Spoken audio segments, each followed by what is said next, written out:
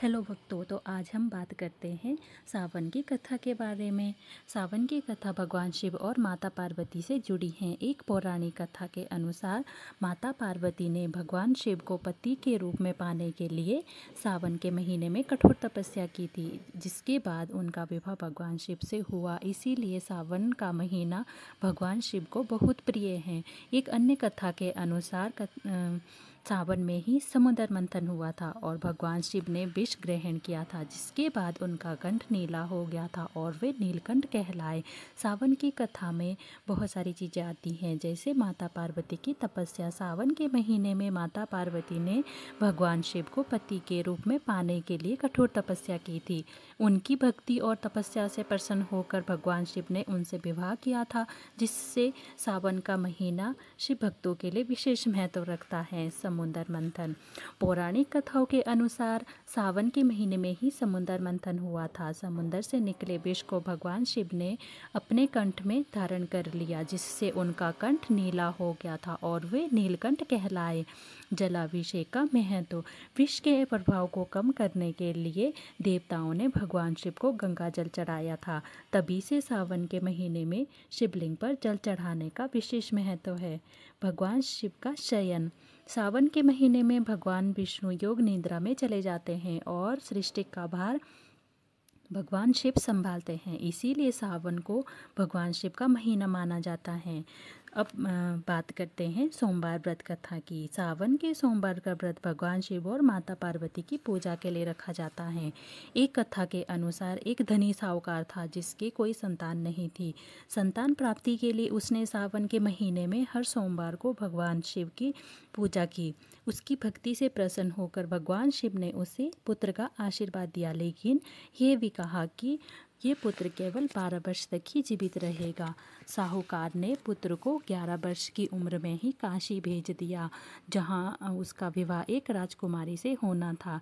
रास्ते में साहूकार ने अपने बेटे को बता दिया था कि उसकी आयु केवल 12 वर्ष की है, और इसीलिए वे ब्राह्मणों को भोजन कराते, यज्ञ करवाते चले जा रहे थे। जब वह राजकुमारी के साथ उसका विवाह हो रहा था, तो उसका विवाह संपन्न होने के बाद उसने एक कान्या राजकुमार को देखा और उसको राजकुमारी की साथ अपनी जगह में बिठा दिया था और राजकुमारी के पल्लू में लिख दिया था, जिसके साथ तुम्हारा विवाह हुआ है वो मैं हूँ, और जो तुम्हारे साथ है वो तुम्हारा पति नहीं है, वो उसके साथ तुम्हारा विवाह नहीं हुआ है, और मेरी आयु केवल 12 वर्ष की है, इसीलिए मैं तुम्हारे साथ नहीं रह सकता हूँ।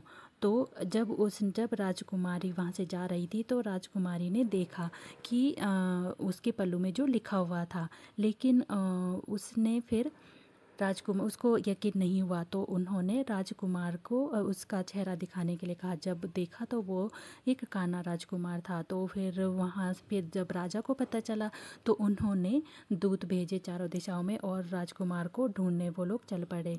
उधर क्या हुआ कि भगवान शिव ने जो साहूकार था उसको दर्शन देकर कहा सपने में उसके कि तुम अपने बेटे के विवाह में उपस्थित नहीं हो पाए, लेकिन तुमने जो पुण्य कर्म किया है उसके प्रभाव से मैं तुम्हारे पुत्र को लंबी आयु का वरदान देता हूँ।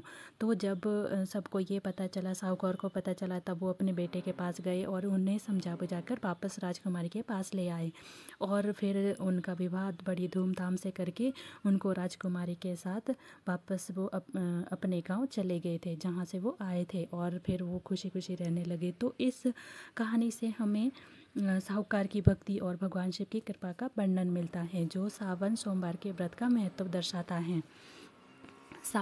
सावन के महीने में क्या करें?